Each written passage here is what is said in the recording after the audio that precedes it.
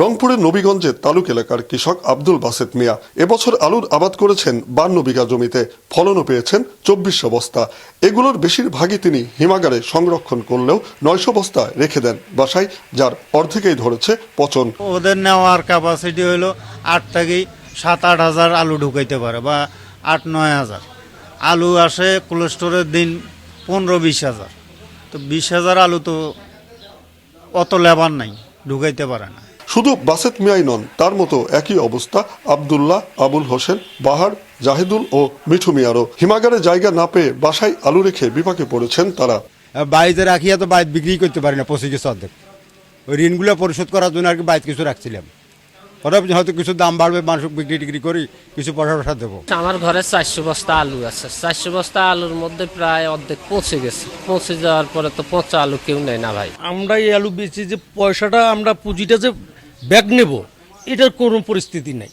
আলু নষ্ট হয় পুঁজি হারানোর শঙ্কায়, উদ্বেগ উৎকণ্ঠায় দিন কাটাচ্ছেন তারা।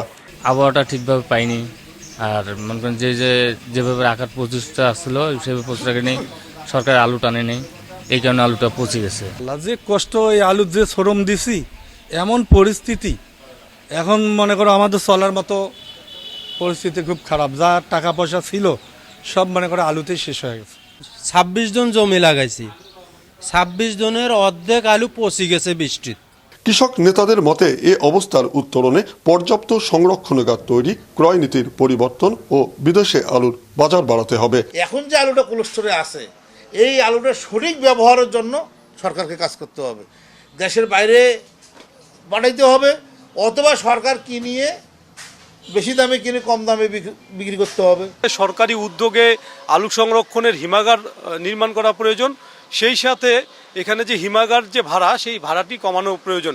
তবে কৃষি বিপণন অধিদপ্তর বলছেন, আলুর উত্তোলনের সময় হঠাৎ বৃষ্টিপাত ও সঠিক পদ্ধতিতে আলু সংরক্ষণ না করায় এ পরিস্থিতির সৃষ্টি হয়েছে। আলু উঠানোর সময় কিছু আলু বৃষ্টিতে ভিজে গেছে, যে আলুটা ভেজা অবস্থায় ছিল। তো যে আলুগুলো ভেজা অবস্থায় ছিল, তো সেইগুলো ভেজা আলুটা বেশি দিন সংরক্ষণ করে রাখা যায় না। কৃষি সম্প্রসারণের তথ্য বলছে, এবছর রংপুর, লালমনিরহাট, কুড়িগ্রাম, নীলফামারী ও গাইবান্ধা মিলে রংপুর অঞ্চলে প্রায় 32 লাখ মেট্রিক টন আলু উৎপাদন হয়েছে, যার 12 লাখ মেট্রিক টন হিমাগারে এবং বাকি 20 লাখ মেট্রিক টন রয়েছে কৃষকের ঘরে।